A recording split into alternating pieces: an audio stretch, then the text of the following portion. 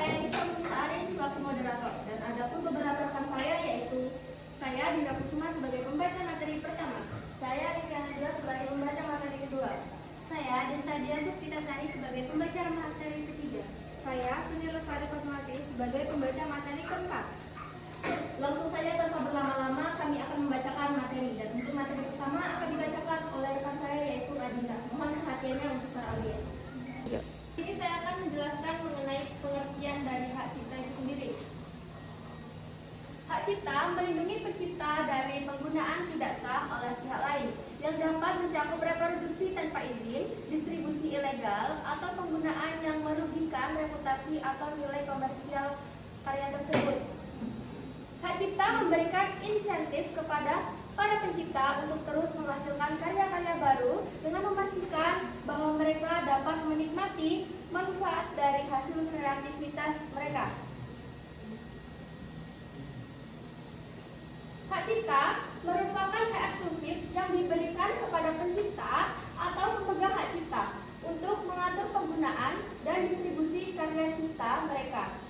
Hak eksklusif ini mencakup hak untuk memperbanyak, mengumumkan, dan mendistribusikan karya tersebut, serta hak ekonomi untuk memperoleh manfaat finansial dan hak moral untuk memperbanyak, mengumumkan, dan mendistribusikan karya tersebut, serta hak ekonomi untuk memperoleh manfaat finansial dan hak moral untuk melindungi integritas dan reputasi pencipta. Materi selanjutnya akan dibacakan oleh pengertian hak cipta menurut para ahli. A. Menurut Jati dan Priambodo tahun 2015 164. Hak cipta adalah hak khusus yang diberikan oleh negara kepada pencipta untuk menggunakan, memperbanyak, dan memberi izin oleh adanya karya baru ciptaannya. Karya itu berupa kreasi tulis, buku, lukisan, patung, tarian, musik, atau program komputer. B. Menurut Undang-Undang Nomor 28 Tahun 2014, hak cipta adalah hak eksklusif pencipta yang timbul secara otomatis berdasarkan prinsip deklaratif setelah suatu ciptaan diwujudkan dalam bentuk karya nyata tanpa mengurangi pembatasan sesuai dengan ketentuan peraturan perundang-undangan. Selanjutnya materi akan dibacakan oleh Arifia. Berdasarkan Undang-Undang Nomor 28 Tahun 2014 mengenai hak cipta terbagi menjadi dua jenis. Yang pertama, hak moral. Hak moral adalah hak yang melekat pada diri pencipta, baik mencantumkan atau tidak mencantumkan namanya pada salinan sehubungan dengan pemakaian ciptanya untuk umum, menggunakan nama aslinya atau nama samarannya, mengubah ciptanya sesuai dengan kepatuhan dalam masyarakat, serta mengubah judul dan nama judul cipta. Berdasarkan pasal 5 ayat 2 pada Undang-Undang Hak Cipta, hak moral tidak dapat dialihkan selama pencipta masih hidup. Namun, setelah pencipta meninggal dunia, pelaksanaan hak tersebut dapat dialihkan dengan wasiat atau sebab lain yang sesuai dengan kebutuhan perundang-undangan.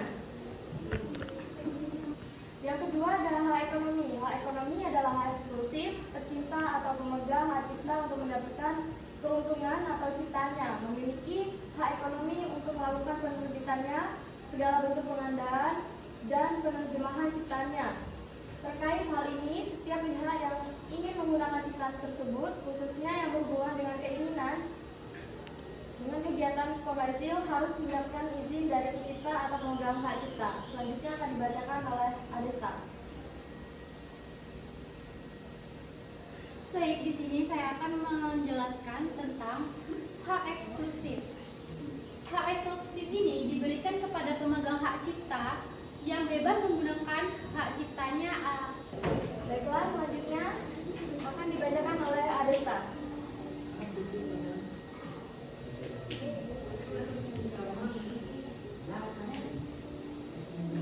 Baik, di sini saya akan menjelaskan mengenai tentang hak eksklusif. Hak eksklusif ini diberikan kepada pemegang hak cipta yang bebas menggunakan hak ciptanya atas karya yang dibuat. Orang lain dilarang kelas menggunakan karya tersebut tanpa izin dari pencipta atau penerima hak. Penggunaan karya oleh orang lain hanya diperbolehkan jika mendapatkan izin dari pemegang hak cipta.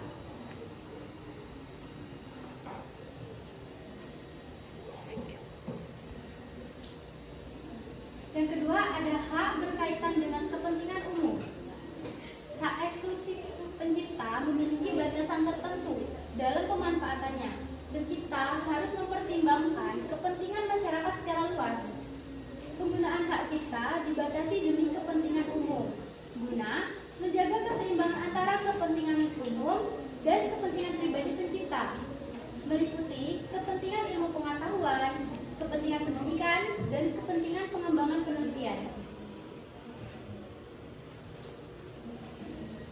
Yang ketiga ada hak yang bisa beralih maupun dialihkan. Hak cipta dapat dialihkan atau dipindah tangankan sebagian atau seluruhnya. Hak cipta dapat dialihkan dengan cara berikut. Yang pertama ada transfer, yaitu pelepasan hak cipta kepada pihak lain melalui warisan, hibah, wasiat, perjanjian tertulis, dan sebab lain yang dibenarkan oleh undang-undang.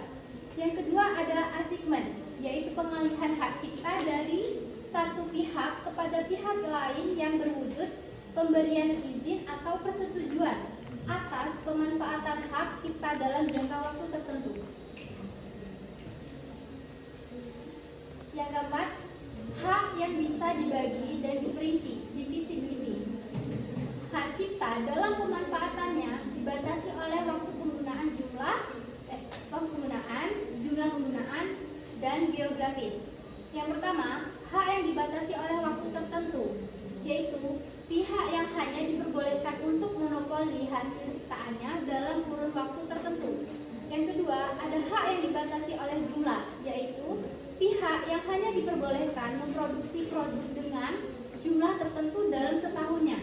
Yang ketiga, ada hak yang dibatasi oleh geografis, yaitu sebuah produk yang hanya diperbolehkan beredar di suatu wilayah atau negara tertentu.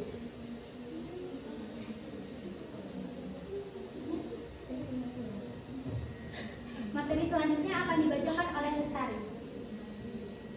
Baik, yang selanjutnya yaitu pelanggaran hak cipta.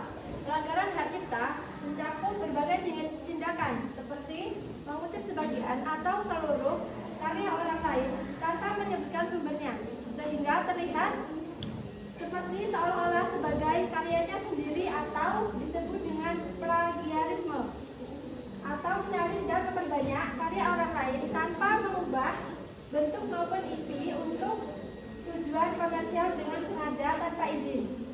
Pelanggaran terhadap hak cipta dapat diproses dalam hukum pidana dengan hukuman yang diberikan dapat berupa pidana penjara.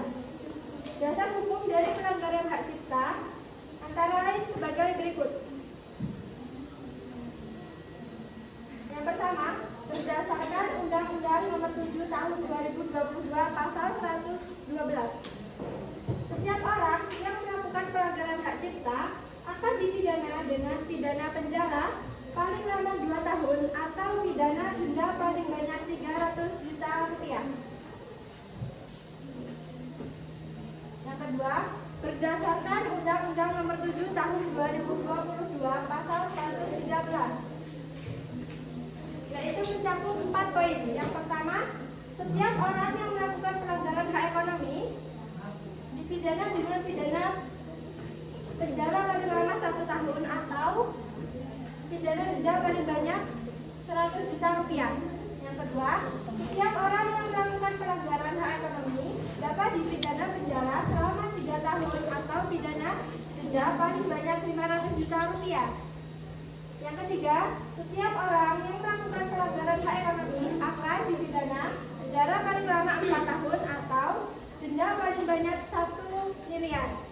Yang keempat, setiap orang yang memenuhi unsur dalam bentuk pembajakan dipidana dengan pidana penjara paling lama 10 tahun atau pidana denda paling banyak 4 miliar.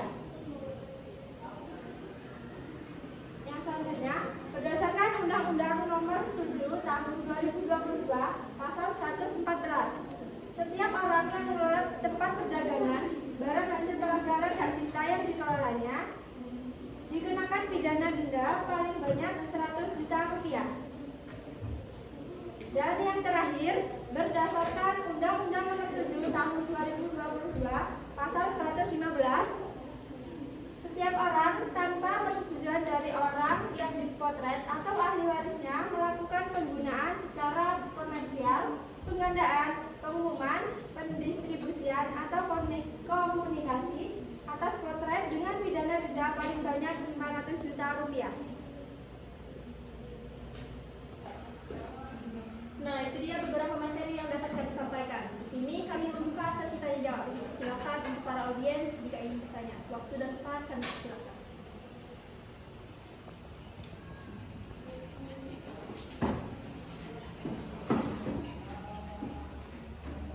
Perkenalkan, nama saya Dinda Rahmawati dari kelompok 3 ingin bertanya ke kelompok 2. Bagaimana teknologi digital mempengaruhi hak cipta dan bagaimana kita dapat mengatasi tantangan-tantangannya yang muncul?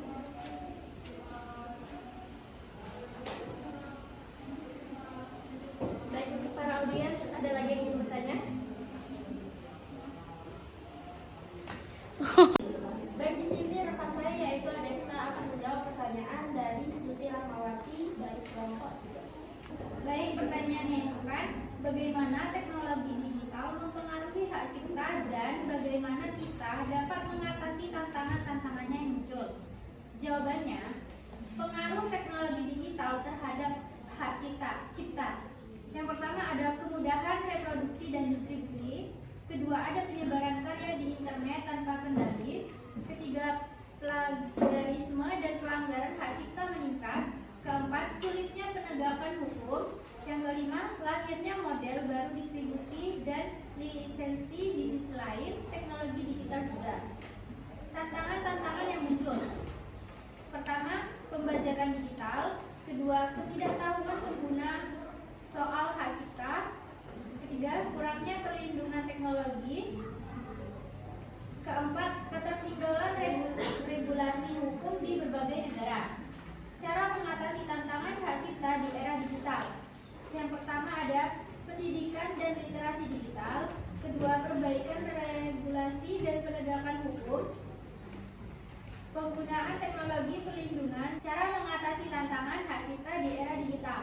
Yang pertama, pendidikan dan literasi digital. Kedua, perbaikan regulasi dan penegakan hukum. Ketiga, penggunaan teknologi perlindungan, digital rights management. Keempat, pemanfaatan lisensi terbuka. 5. Monitoring dan takedown sistem otomatis. Kesimpulannya, teknologi digital membawa dampak besar terhadap hak cipta, tapi juga membuka celah pelanggan. Tantangan ini harus dihadapi dengan pendekatan yang seimbang antara regulasi, edukasi, dan teknologi agar hak para pencipta tetap dihargai tanpa menghambat akses publik terhadap informasi dan karya. Baik, apakah jawaban bisa diterima? Baik, jawaban bisa saya terima. Terima kasih. Demikian presentasi dari kelompok kami. Kami berharap presentasi yang telah kami sampaikan dapat bermanfaat dan menambah wawasan teman-teman semua. Dan mohon maaf bila ada salah kata maupun tingkah laku yang kurang berkenan. Terima kasih atas perhatiannya. Kami akhiri.